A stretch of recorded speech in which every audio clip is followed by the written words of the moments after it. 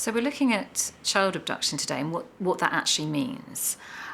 And we're going to start with what is habitual residence, because every child has an habitual residence, which means that's where they live, that's where they go to school, that's where they go to the doctor, that's where they have their support network, and that's where they, spend time with their other parents. So habitual residence is important to understand, because we're then moving on to look at, well, what does that mean if a child is then taken to a country that's not its habitual residence and then arguably kept there, so retained there wrongfully, or a wrongful removal essentially. And the importance of that is then to understand, well, how can the children be protected? And they can be protected under for certain countries, what we understand and know to be the 1980 Hague Convention. And basically, the Hague Convention is an agreement between various different countries, over 100 signatories. And each of these countries who are signatories to the Hague Convention agree on how, what their requirements are for a child that's been essentially wrongfully retained or removed to a country within the Hague Convention, one of those signatories. Now, obviously, if the country isn't a signatory of the Hague Convention, there's a different set of rules. But if they are removed to a country that is a signatory to the Hague Convention, then there are limited defences to it, and usually, unless there's any reason why not, the child will then be returned back to their country of habitual residence. So, for example, if there was a child that we found in England that had come for a holiday, say with his father, and the father decided after the holiday that actually, he wanted to keep him here, he was enjoying it here, didn't want to go back, the mother in France, where the child is habitually resident, would be able to take some action through the Hague Convention, through the relevant authorities and channels, to get the child returned from England to France. And the defences to the Hague Convention are very limited. They are consent. Was the removal lawful? Did the other party consent to it or acquiesce to it when it happened? Was there a grave risk of harm if the child is returned? And then we're looking as to whether the child objects to a return. So I had a case some while ago where we were looking at a child who's objecting to the return, and given his age, the court took that into account and agreed that the child could actually remain here, even though England was not the child's country of habitual residence. The country of habitual residence was another signatory to the Hague Convention many, many miles away.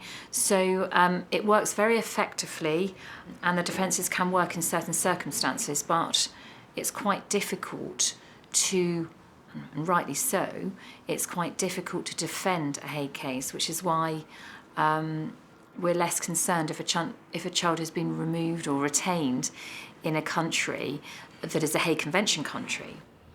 If we're dealing with a country that is not a Hague Convention country, there is still recourse that can be brought, and obviously we're talking about what recourse can be brought in the courts in the UK for a return of a child to a country that's not a Hague Convention country, such as India, for example.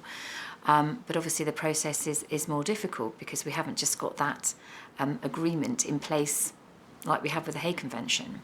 And so in that situation, what we do is we look at making an application in the High Court for a summary return under the court's inherent jurisdiction to the country that's not a Hague Convention country.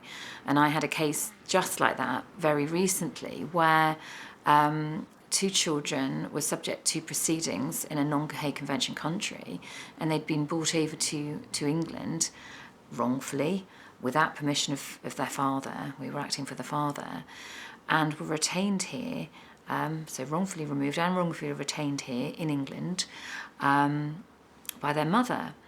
And so what we were able to do for the father was to bring proceedings in the High Court to seek a return of the children back to their country of habitual residence. And indeed the court, went through the process. Obviously we had various court hearings to look at what should happen to these children. But ultimately the court decided that, they should be returned to their country of habitual residence. So it can be done. We get children returned all the time to countries that are not signatories from the Hague Convention. But when the country is a signatory to the Hague Convention, the process is very neatly set out and it's very clear to understand, and the defences are very limited. If we have a situation where one of the parents, separated parents, want to take the child abroad on holiday, if there is a child arrangements order in place and sets out the residence or the live with order with one party, then they can generally take the child out of the country for 28 days or less without the permission of the court or the other party. In reality, it would be better to approve that. There may be restrictions in the order as to how that should happen, but generally that's a rule.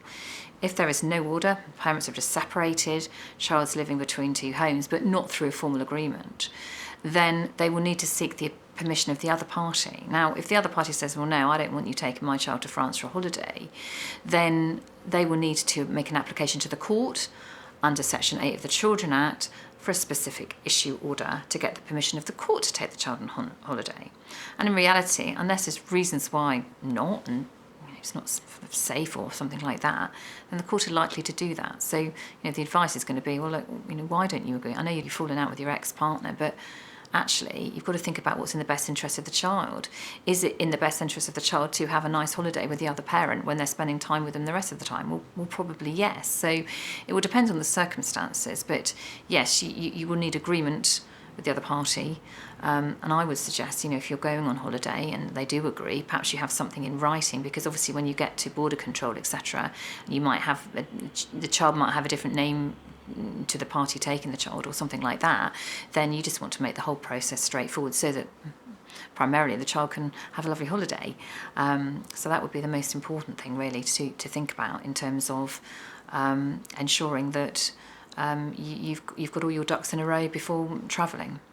We're often asked by a parent who is concerned that the other parent has got plans to actually just take the child away to another country. Now, if it's a country that's not signatory to the Hague Convention, we've got concerns about it. Like I had a case years ago where the child was taken to Tunisia. We know that that's going to be notoriously difficult to go through the various channels to get the child returned. So there is action that can be taken if you suspect, and you've got to have a very good suspicion and concern that the child is going to be removed, to make an application to the court. And you can make an application for essentially what's called a prohibited steps order, where a court actually prohibits the child being removed from your care and control, or from the other parent's care and control. And also you can also seek to have alerts put on ports, such as airports and ferry ports, etc., so that then if they do flout any orders and they do seek to remove the child, then there'll be an alert flagged, and the child then can't travel any further. So there's definitely preemptive action that can be taken to prevent a wrongful removal of a child to another country. I mean, even with a Hague Convention country, you would want to ensure, if you think there's a real risk that your child is going to be taken away from you, and you don't agree to that, then you should seek urgent advice from a solicitor who's experienced in such matters to get that advice and decide what you need to do. With any case concerning children where they've been wrongfully retained or removed to this country or abroad, they should seek advice from an expert early on, or at any stage really, to understand what they can do.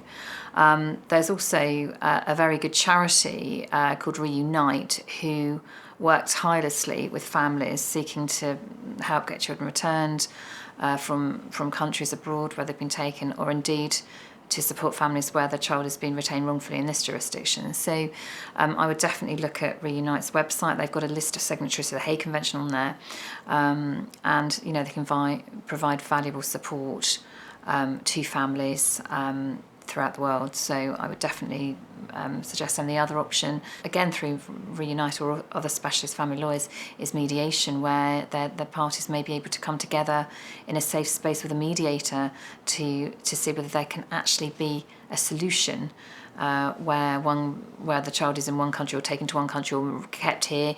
Actually, can it work that actually ultimately the child perhaps would spend term time in one country and holidays in another country? There's often options for people. So it's worth actually exploring all those options, speaking with Reunite, speaking with specialist family lawyers in these international cases to see what help is out there for them.